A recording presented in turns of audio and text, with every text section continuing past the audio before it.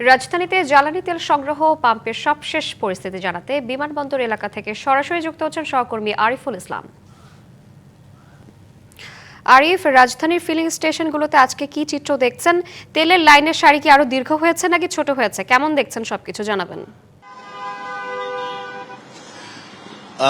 লাইনের যে বিষয়টা আপনি প্রশ্ন করেছেন, ছোট হয়েছে কিনা, আসলে ছোট হওয়ার কোনো অপশনই নেই, বলা যায় সুযোগ নেই।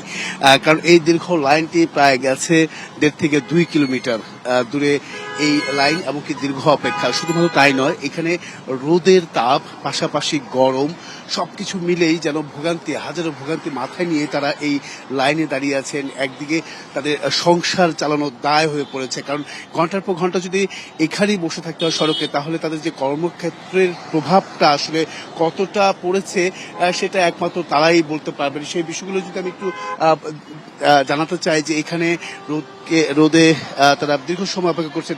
আপনারা কতক্ষণ ধরে এই যে রোদে কষ্ট করছেন কিনা? হ্যাঁ, অবশ্যই অনেক কষ্ট হচ্ছে।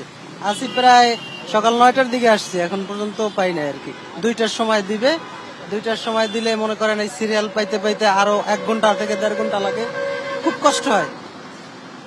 এই যে রোদে কতটা কষ্ট হচ্ছে? রোদ ভীষণ কষ্ট। সকাল 10টার সময় আসছি, এখন পর্যন্ত তো সিরিয়ালে পাম্পে তেলই নেই, তো আসেই নেই তেল।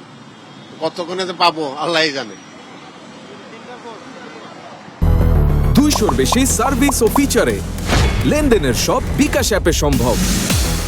আপনার কাছে একটু যেতে চাই, কতক্ষণ ধরে অপেক্ষা করছেন? রোদের কারণে কি ছাতা ধরেছেন? আমি এখানে আসছি 6টার সময়, আইসা সিরিয়াল ধরছি।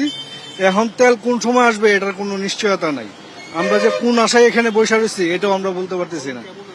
গরম তো এটা অনেক, এই গরম তো আমরা কখনোই অনুভব করি নাই।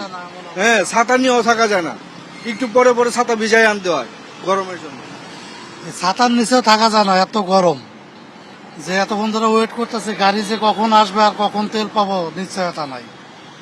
প্রচুর কষ্ট হচ্ছে এই রোদরে।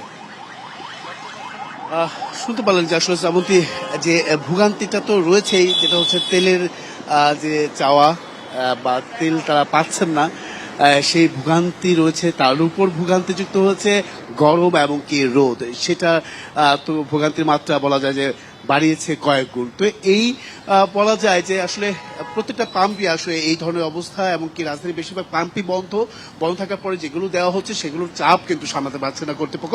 তো সবকিছু মিলে বলা, ভুক্তভোগীরা বলছেন যে দ্রুত সম্ভব সরকারের যে কোনো পদক্ষেপ বা এই ভোগান্তি নিরসনে কি করবেন সেই পদক্ষেপটা দ্রুত সময়ে সমাধান করার চেষ্টা করবেন, এমনটাই প্রত্যাশা করছেন ভুক্তভোগীরা। তো এই ছিল এখান থেকে আমাদের সবশেষ। আরিফ, আপনাকে ধন্যবাদ।